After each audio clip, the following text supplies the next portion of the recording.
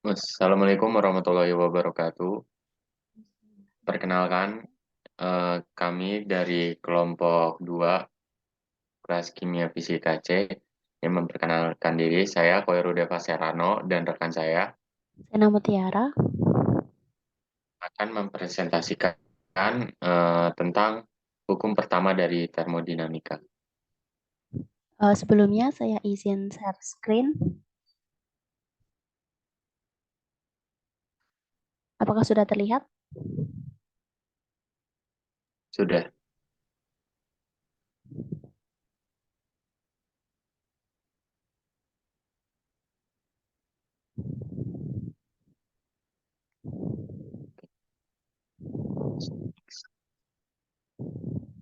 Baik, jadi di sini ada 5 poin yang akan kami bahas. Yang pertama itu ada pendahuluan, yang kedua ada energi dalam, yang ketiga ada entalpi dan termokimia, yang keempat ada fungsi keadaan dan turunan eksak, dan yang kelima ada perubahan adiabatik.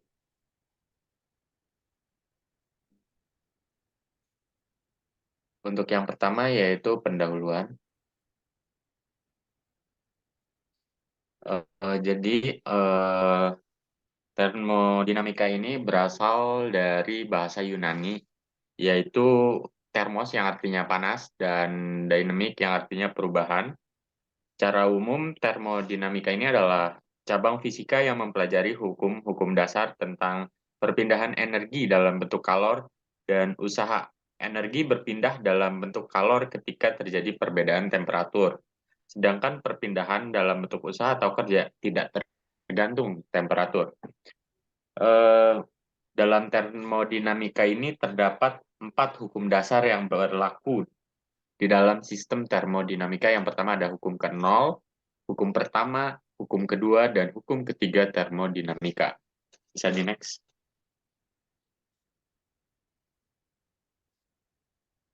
Baik. Eh, Sejarah hukum termodinamika. Yang pertama itu ada Aristoteles, itu tahun 350 sebelum Masehi, itu mengungkapkan bahwa panas adalah bagian dari materi atau materi tersusun dari panas. Kemudian ada Galileo Galilei, itu tahun 1593, itu panas adalah sesuatu yang dapat diukur dengan penemuannya, yaitu berupa termometer air. Kemudian ada Sir Humphrey Davy dan Count Ramford tahun 1799 itu menegaskan bahwa panas adalah sesuatu yang mengalir. Kesimpulan ini mendukung prinsip kerjanya termometer. Kemudian selanjutnya ada Thomas Alva Edison, itu tahun 1778, itu memperkenalkan mesin uap pertama yang mengkonversi panas menjadi kerja mekanik. Bisa di next. Kemudian ada Sadi Carnot, tahun 1824 itu menyempurnakan mesin uap karya Edison. Lalu ada James P. Joule, itu tahun 1845, itu menyimpulkan bahwa panas dan kerja adalah 2 bentuk energi yang satu sama lain dapat dikonversi. Kemudian ada Lord Kelvin. Itu setahun sebelumnya, Lord Kelvin itu telah memperkenalkan istilah termodinamika melalui makalahnya yaitu An Account of Carnot Theory of the Motive Power of Heat. Bisa di next. Kemudian ada hukum ke-0 termodinamika. Hukum ke-0 termodinamika ini berbunyi jika dua buah sistem mempunyai kesetimbangan termal dengan sistem ketiga, maka ketiganya akan mempunyai kesetimbangan termal satu sama lain. Kemudian kesetimbangan termal ini adalah kondisi di mana suhu dari sistem-sistem yang terlibat adalah sama atau tidak ada kalor yang mengalir. Contohnya yaitu ketika benda A dan benda B dikatakan setimbang termal, maka kedua benda tersebut memiliki suhu sama dan tidak ada kalor yang mengalir di antara keduanya. Contoh penerapan hukum ke-0 termodinamika ini adalah alat ukur suhu atau termometer. Bisa di next.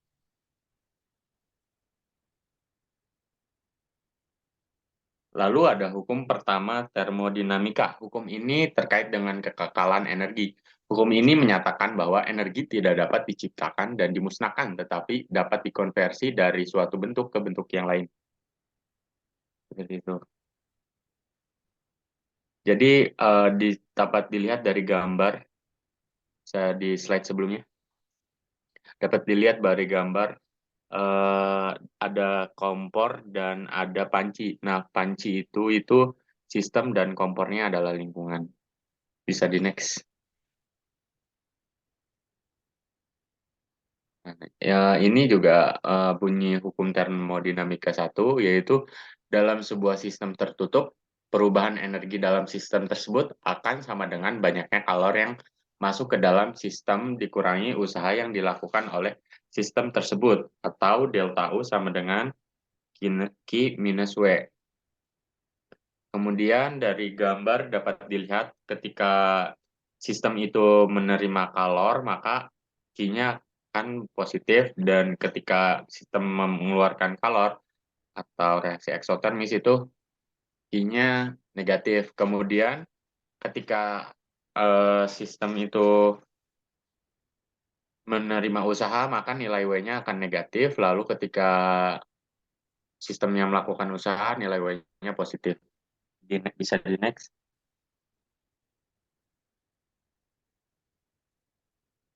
Ya, itu bentuk apa bunyi lain dari hukum termodinamika yang satu yang seperti sebelumnya telah disampaikan, bahwa energi tidak dapat diciptakan dan tidak dapat dimusnahkan, hanya dapat diubah bentuknya. Bisa di next. Selanjutnya akan dilanjutkan oleh rekan saya. Oke, izin masuk. Sebelum masuk ke materi, ini ada pertanyaan pembuka yang sering kita dengar. Nah, sehari-hari kan kita sering dengar kan, kalau bensin naik nih, terus tuh energinya mau habis gitu kan. Indonesia krisis energi nih gitu. Nah, sebenarnya apakah pernyataan itu tuh benar gitu loh? Padahal kan di hukum termodinamika satu itu dijelaskan kalau energi itu kekal. Nah, kenapa ada istilah krisis energi seperti itu? Nah, ternyata berdasarkan hukum termodinamika satu, energi itu emang kekal. Hanya dia itu berubah bentuk. Misalnya nih bensin dari minyak bumi, dia itu berubah bentuk ketika dibakar di motor, dia tuh berubah bentuk jadi CO2. Nah, itu tuh di CO2 dia juga punya energi, tetapi karena keterbatasan manusia dalam mengolah perubahan energi itu, makanya ada istilah krisis energi. Next. Nah, ini ada macam-macam sistem dalam termodinamika. Ini ada sistem terbuka, sistem tertutup, sama sistem terisolasi. Nah, sistem terbuka itu adalah sistem yang memungkinkan terjadinya perpindahan panas dan massa antara sistem dan lingkungan. Kalau sistem tertutup itu sistem yang memungkinkan terjadinya perubahan panas, energi sebagai panas antara sistem dan lingkungan, tetapi tidak dengan perubahan massa. Nah, kalau sistem terisolasi itu hampir mirip kayak sistem tertutup, tetapi dia itu tidak ada kontak termal antara sistem sama lingkungan. Nah, ini ada contoh macam-macam sistem. Yang di sebelah kiri ini ada teh tanpa tutup. Ini sistem terbuka. Nah, dia lama-lama dingin kan, berarti terjadi perpindahan panas atau kalor dari sistem ke lingkungan. Nah, karena uapnya itu mengandung air, makanya masanya juga ikut berkurang gitu. Nah, kalau hanya kita tutup, berarti masanya kan nggak bisa naik kan, karena mengembun di tutupnya. Berarti dia tidak terjadi perubahan massa. Terus kalau sistem terisolasi ini ada contohnya, termos tidak memungkinkan terjadinya pertukaran panas dan massa antara sistem dan lingkungan. Nah, selanjutnya ini ada macam-macam boundary. Boundary itu adalah batas antara sistem dan lingkungan. Ini ada batas nyata atau imajiner. Nah, batas nyata ini contohnya tuh kayak dinding gitu. Nah, batas imajiner itu contohnya kayak sistem antara teh tadi, sistem terbuka teh tadi, teh tanpa tutup tadi. Nah, kan itu antara teh sama udara kan nggak ada batasnya kan. Tapi itu nggak kelihatan, tapi sebenarnya ada. Itu namanya batas imajiner.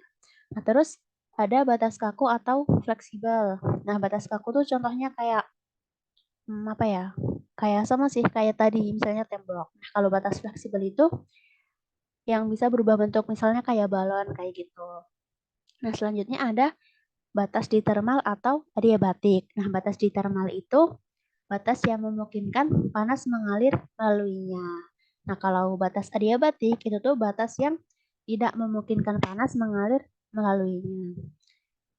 Next, nah ini ada sifat-sifat dari termodinamika itu ada dua sifat yaitu sifat intensif dan sifat ekstensif.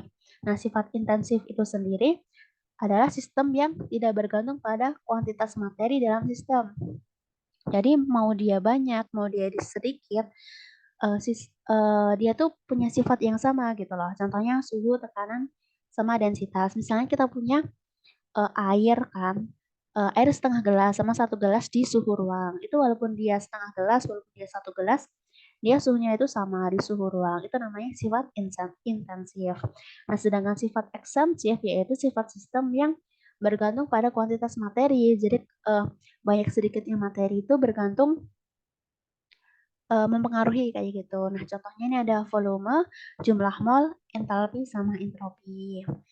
Nah, terus ini ada jenis proses termodinamika yang kita tahu ya ada 4, yaitu ada isobarik, isotermal, isohorik, dan adiabatik. Nah, isobarik itu adalah keadaan di mana ketika suatu sistem itu berada pada tekanan tetap. Makanya dia itu tidak mengalami perubahan tekanan kan, karena dia tekanannya tetap. Berarti dP-nya dia itu 0. Nah, kalau isotermal berarti suatu sistem itu terjadi ketika suhunya itu tetap. Berarti dia tidak mengalami perubahan suhu. Berarti dT-nya itu 0. Nah, selanjutnya ada sistem isohorik. Ini adalah sistem di mana ketika dia itu volumenya konstan, nggak berubah tetap. Berarti dia tidak mengalami perubahan volume, berarti dV-nya 0. Yang terakhir itu ada adiabatik. Sistem adiabatik ini tuh berada pada panas yang tetap. Kalornya itu tetap. Berarti dia tidak mengalami perubahan panas atau kalor. Berarti dQ-nya sama dengan 0. Nah, ini bisa kita lihat ada grafik yang sebelah kiri hubungan antara P sama V, hubungan antara tekanan sama volume. Nah, ini bisa kita lihat dari huruf A ke garis 1. Ini kan dia dia jalannya kan melewati garis lain kan. Harusnya kan jalurnya ke sini gitu, tapi dia melewati jalur lain. Kayak nyebrang gitu. Nah, itu tuh dia namanya adiabatik. Berarti dia Q-nya sama dengan 0, di mana T1 ini lebih kecil dari TA. Ya kan? Terus yang kedua dari titik A ke titik 2. Ini kan dia mengalami perubahan tekanan ya, tekanannya turun nih. Tapi kan V-nya tetap mau kita tarik sejauh apapun dia volumenya tetap segini gitu. Berarti dia isohorik. Nah, di mana T2 itu lebih kecil dari T1. Isohorik itu volumenya tetap. Yang ketiga, dari titik A ke titik 3, yaitu isobarik. Mau kita tarik garisnya nyampe segini juga, dia P-nya tetap sama, P-nya konstan. Di mana T3 itu lebih besar daripada TA. Nah, yang terakhir, dari titik A ke titik 4, ini isotermal. T4 sama dengan TA. Ini suhunya sama. Nah, yang ini ada contoh eh, grafik antara PV diagram untuk air. Nah, ini kayak diagram fase ya. Jadi di sebelah sini ada fase cair. Yang di sini ada fase water steam. Dan yang di sebelah sini ada fase uap. Dan di sini ada critical point. Ini contoh sederhananya itu kayak gas LPG. Nah, gas LPG itu kenapa dia itu dicairkan? Karena kalau dia itu dalam bentuk vapor atau gas, dia itu bakalan memakan ruang yang sangat banyak. Makanya dia itu ditekan dengan tekanan tinggi menjadi cair. Jadi lebih hemat uh, tepat seperti itu. Selanjutnya ada jenis-jenis proses. Ini ada dua. Contohnya ada proses reversible. Maksudku ada proses reversible dan ada proses irreversible. Nah, proses reversible itu sendiri merupakan proses dapat balik. Contohnya itu kayak air menguap, terus uap mengembun, kayak gitu. Nah, terus ada irreversible proses atau proses tidak dapat balik. Nah, ini itu contohnya itu kayak pembakaran hidrokarbon gitu. Jadi dia nggak bisa balik. Selanjutnya lanjut ke internal energy. Nah, energi dalam itu merupakan total energi yang terkandung di dalam sistem. Nah, perubahan energi dalam sistem itu hanya ditentukan oleh keadaan awal dan akhir sistem. Ini karena uh, internal energi itu merupakan fungsi keadaan. Nah, selanjutnya internal energi atau energi dalam itu akan bertambah jika suhunya itu bertambah. Nah, ini CV atau kapasitas panas itu internal energi persatuan waktu di volume konstan. Berarti DU sama dengan CV kali DT. Berarti delta U sama dengan integral T1 ke T2 CV dt. Sama dengan CV integral T1 ke T2 dt sama dengan CV T2 dikurangi T1 delta U. Nah, ini ada contoh soal internal energi. A certain system absorb 0.3 kilojoule of heat and has 0.7 kilojoule of work performed on it. What is the value of delta U from the change? Is the overall change exothermic or endothermic? Nah, jadi ada sistem yaitu menyerap panas sebanyak 0,3 kilojoule. Selanjutnya di dalam sistem itu diberi kerja ya. Diberi kerja, Mas. Masih tadi. Iya. Ya, diberi kerja sebanyak 0,7 kilojoule. Nah, terus pertanyaannya, berapakah nilai delta U dari sistem tersebut? Nah, terus sistem itu tuh secara keseluruhan itu eksotermis atau endotermis. Nah, delta U itu kan Q plus W ya. Delta U itu panas yang dimiliki sistem ditambah plus minus kerja yang ada pada sistem itu. Nah, Q-nya tadi kan menyerap kalor. Berarti dia bernilai positif 0,3. Nah, selanjutnya kerja dalam sistem itu tuh diberi, berarti nilai kerjanya itu positif sebanyak 0,7. 0,7. Nah, jadi delta U-nya sistem tersebut 0,3 ditambah 0,7 sama dengan 1 kilojoule. Nah, selanjutnya pertanyaannya kan eksotermis atau endotermis kan. Nah, karena Q-nya ini positif, berarti dia endotermis karena dia itu menyerap kalor. Kalau menyerap kalor kan otomatis panas di dalam sistem tadi bakalan bertambah sehingga bernilai positif. Nah, selanjutnya ada kerja atau work. Nah, kerja itu akan positif kalau dia itu menerima kerja dan akan negatif jika melakukan kerja. Nah, ini aku ada gambaran simpel, gambaran sederhana tentang kerja. Misalnya tubuh kita itu adalah sebuah sistem. Nah, kalau tubuh kita itu melakukan suatu pekerjaan, maka energi kita kan otomatis berkurang kan, makanya bernilai negatif.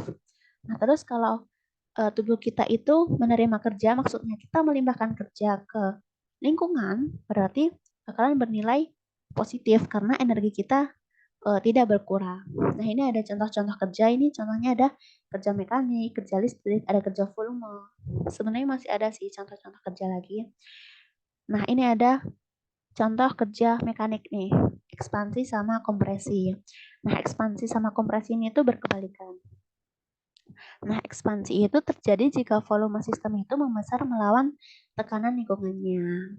Nah, ini contohnya itu di kayak pompa ban sepeda itu loh, piston. Nah, kalau kita baru pompa sepeda itu, kalau kita tarik ke atas itu namanya ekspansi. Volumenya itu bertambah tapi tekanannya berkurang. Terus kalau kita tekan pistonnya berarti yaitu tekanannya bertambah, volumenya berkurang. Nah, ini gaya yang dilakukan oleh piston. Berarti kan tekanan yang diberikan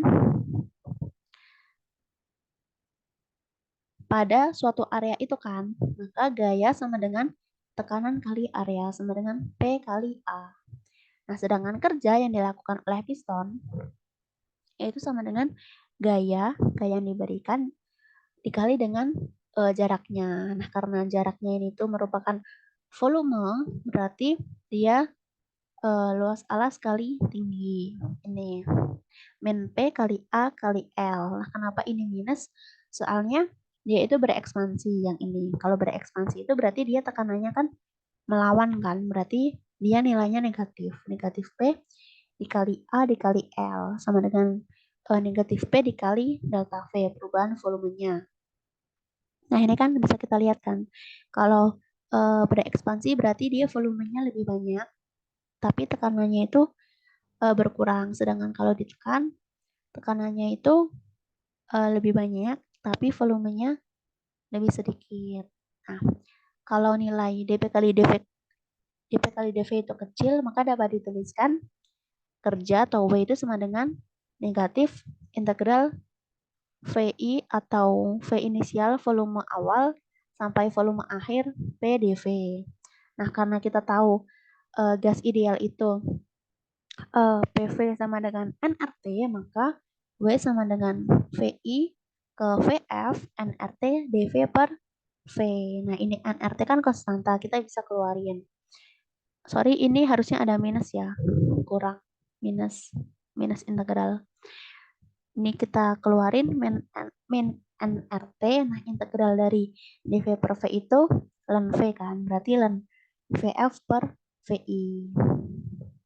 Nah, selanjutnya ada panas atau kalor. Dalam bahasa Inggris biasanya kita dengar sebagai heat. Nah, kalor itu merupakan perpindahan energi karena perbedaan temperatur. Kalor itu mengalir dari temperatur tinggi ke temperatur rendah. Seperti yang kita tahu ya, kalau kita ngebiarin teh itu panas, lama-lama kan dingin. Berarti dia panasnya itu mengalir dari temperatur tinggi ke temperatur rendah. Nah,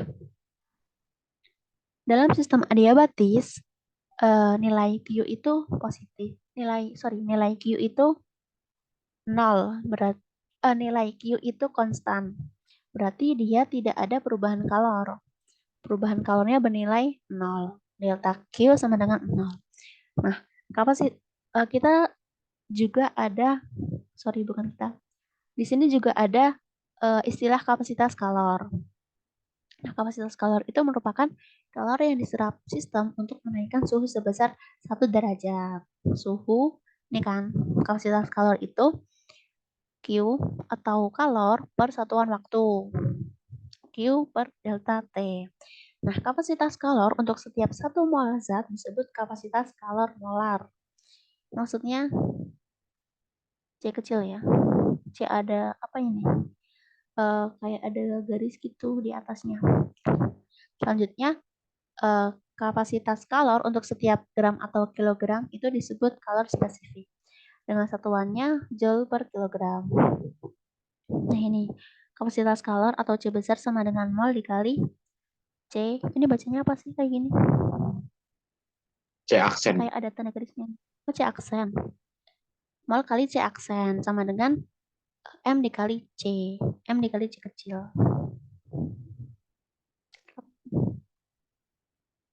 Selanjutnya akan dijelaskan oleh Mas Dev.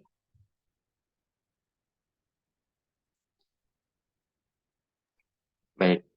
Kemudian ada entalpi dan termokimia. Jadi entalpi itu adalah jumlah panas yang terlibat dalam suatu proses kimia, seperti halnya reaksi kimia, di mana panas tersebut dapat berupa panas yang dilepaskan ataupun panas yang dibutuhkan. Entalpi atau H didefinisikan sebagai H sama dengan U plus P dikali V, di mana P adalah tekanan sistem dan V adalah volumenya. Karena U, P, dan V adalah semua fungsi keadaan, maka entalpinya juga merupakan fungsi keadaan. Nah, fungsi keadaan itu ialah sifat yang tergantung pada keadaan awal dan keadaan akhir, terlepas dari bagaimana kondisi tersebut tercapai. Contohnya, sampel air dapat mencapai suhu kamar baik melalui pendinginan maupun pemanasan. Bisa di next.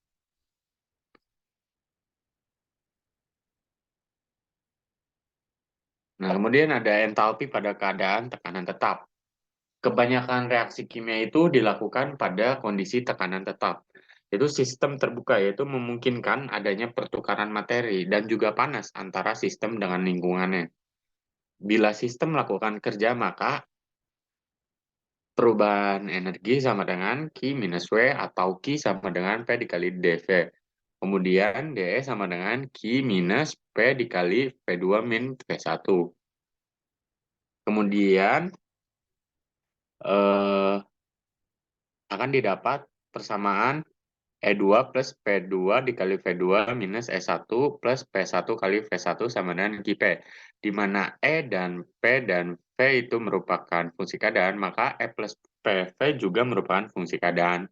Sehingga didapatkan E plus PV sama dengan H atau entalpi. Kemudian dapat disimpulkan bahwa delta H sama dengan QP. Atau entalpi adalah panas yang diserap oleh sistem bila proses dilakukan pada keadaan tekanan tetap. Kemudian bisa di next. Adapun jenis-jenis dari entalpi itu yang pertama ada entalpi reaksi. Ini merupakan entalpi panas yang terlibat dalam perubahan secara reaksi kimia. Kemudian ada entalpi pembentukan, itu merupakan panas yang terlibat dalam pembentukan satu mol senyawa tertentu dari reaktan. Kemudian ada entalpi pembakaran, itu entalpi adalah panas yang terlibat dalam reaksi kimia di mana satu mol senyawa tertentu bereaksi dengan oksigen atau mengalami pembakaran. Sama sebelumnya itu salah tulis, harusnya entalpi penguraian. Itu merupakan panas yang terlibat dalam penguraian suatu senyawa menjadi dua atau lebih senyawa lainnya.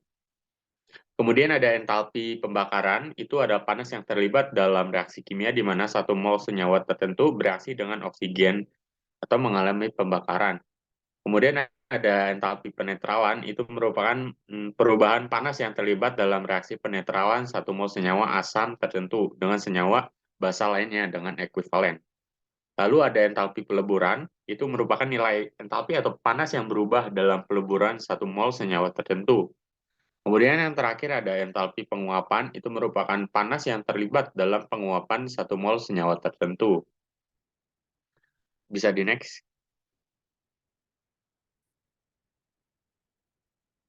Oke, kemudian ada persamaan termokimia. Eh, ada beberapa poin yang perlu diperhatikan dalam persamaan termokimia, yaitu yang pertama, koefisien stokiometri selalu menunjukkan jumlah mol zatnya. Lalu, ketika persamaannya dibalik, itu berarti mengubah peran reaktan dan produk. H sama, tetapi tandanya berubah. Bisa dilihat itu H2O solid menjadi H2O liquid itu memiliki nilai H6,01 kilojoule positif.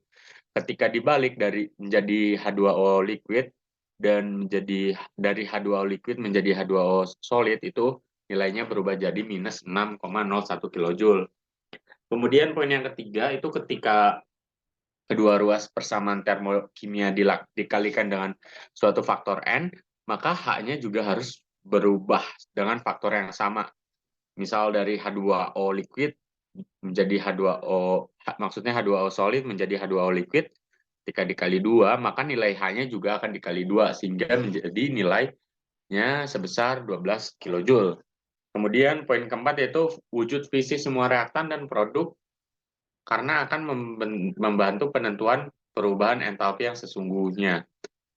Jadi wujudnya harus ditulis agar dapat menentukan nilainya karena setiap wujud itu memiliki nilai entalpi yang berbeda-beda. Bisa di next.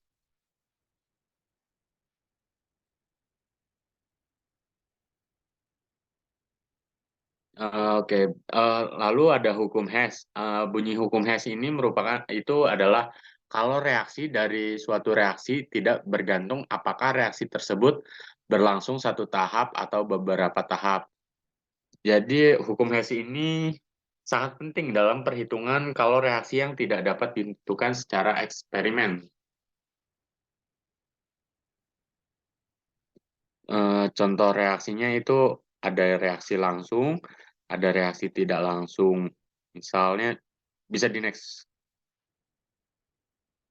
Nih bisa bisa dilihat dari gambar yang bawah itu ada ketika nilai A ke D itu melewati melewati B itu akan sama nilainya dengan ketika A melewati C baru ke D. Jadi bisa dilihat bahwa delta H1 ditambah delta H4 itu akan sama dengan delta H2